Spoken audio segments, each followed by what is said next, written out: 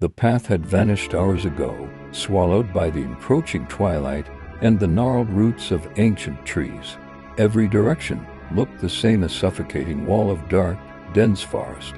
For Liam and Chloe, the vibrant sunset had bled into a bruised purple dusk, and with it, their last sliver of hope.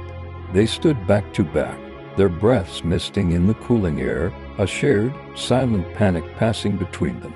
The forest, once a beautiful escape, now felt like a cage, and the growing darkness was the lock. Each rustle of leaves, each sigh of the wind through the pines seemed to mock their predicament, whispering that they were no longer just lost, but being watched.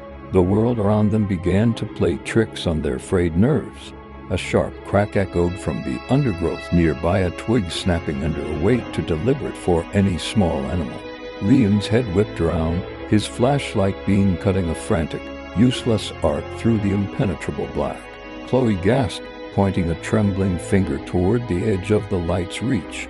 A shadow, long and impossibly thin, had detached itself from the trunk of a tree, melting back into the deeper darkness before they could truly register its form. Their hearts pounded in a frantic, uneven rhythm. Then, for a fleeting second, between two colossal oaks, a flash of pale white, a face, a limb, something unnervingly human but utterly wrong appeared and vanished, leaving only a chilling afterimage burned into their minds. Fear, cold and absolute, finally paralyzed them. They huddled together, their backs pressed tight, a tiny, terrified island in an ocean of unseen malevolence. The subtle sounds of the forest ceased, replaced by a suffocating, expectant silence. A low, guttural breathing started, seemingly coming from all directions at once, a slow, wet inhale and a rattling exhale. It grew closer, and the distinct smell of damp earth and decay filled the air. Slowly, agonizingly, a figure emerged from the blackness just behind Liam's shoulder.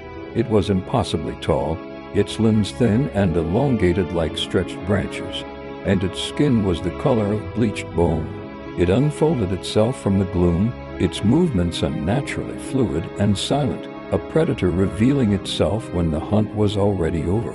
It loomed over them, a skeletal silhouette against the faint moonlight that filtered through the canopy. The hikers were too terrified to scream, their throats constricted by pure, primal dread. The creature lowered its head, and for a final, horrifying moment, its face was inches from theirs. The forest plunged into absolute pitch blackness, and the last thing they saw, the last thing anyone would ever see, was a pair of luminous, phosphorescent